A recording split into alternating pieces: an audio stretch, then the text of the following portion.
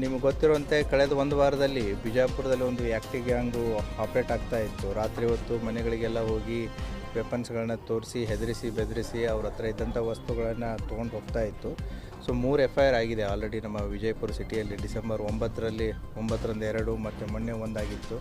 So ಮೊನ್ನೆ ಹೋದಾಗಲೂ ಕೂಡ ಏನೋ ಒಂದು ಮನೆಗೆ ಹೋಗಿ ಆ ಗಂಡನ ಮೇಲೆ ಇಂಥ ದಬ್ಬಿ ಮಾಡಿ ಹೆಂಡತಿ ಮಾಂಗಲ್ಯ ಸರನ್ನು ಕಿತ್ಕೊಂಡು ಹೋಗಿದ್ರು.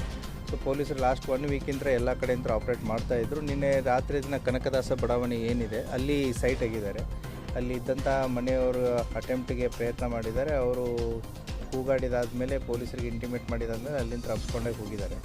ಹಬ್ಸ್ಕೊಂಡಾಗಿ ದಾರಿ ಮಧ್ಯದಲ್ಲಿ ಒಂದು ಬೈಕನ್ನು ತೊಗೊಂಡು 4 ಜನ ಒಂದೇ ಬೈಕಲ್ಲಿ ಹಬ್ಸ್ಕೊಂಡಾಗ್ತಿರ್ಬೇಕಾದ್ರೆ ಪೊಲೀಸ್ನವರು ನೈಟ್ ರೌಂಡ್ಸಲ್ಲಿ ಇರೋದ್ರಿಂದ ಎಲ್ಲರೂ ಸೊ ಹೈವೇ ಮೇಲೆ ಅಪೋಸಿಟ್ ಡೈರೆಕ್ಷನ್ದಲ್ಲಿ ಸೈಟ್ ಆಗಿದ್ದಾರೆ.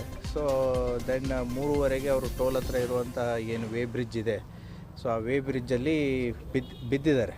ಸೊ ಬಿದ್ದು ಒಬ್ಬನು ಮುಂಚೆನೇ ಬಿದ್ದಿದ್ದಾನೆ. 3 ಜನ ಅಲ್ಲಿ ವೇ ಬ್ರಿಡ್ಜ್ ಹತ್ರ ಬಿದ್ದಿದ್ದಾರೆ.